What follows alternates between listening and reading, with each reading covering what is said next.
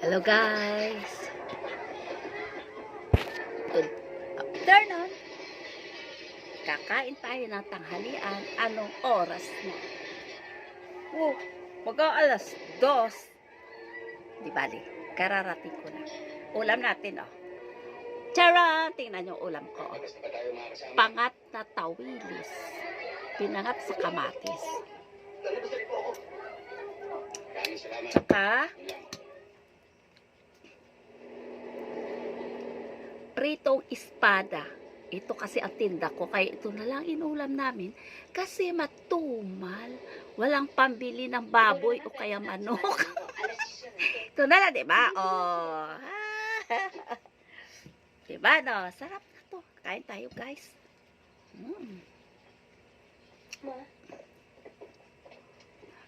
Ang tawilis, wala na tanggalan na ulo, subo na lang. Kasi maliit naman eh.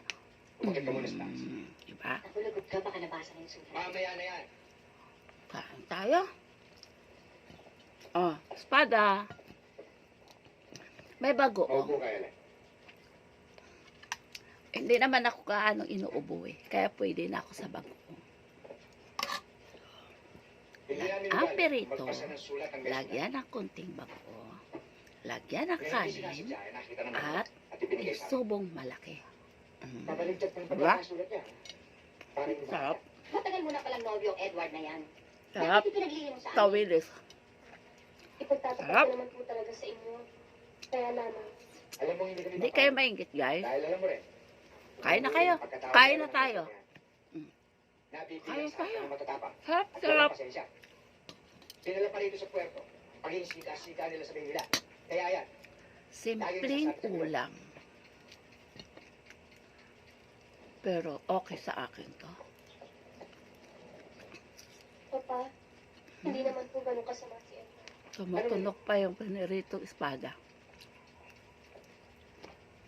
Ito kasi tinda ko ngayon. Di ba nasa Maynila? Kaya Nagtatago. sa Paano mo tumal, may pagmamalaki sa amin ang taong yan?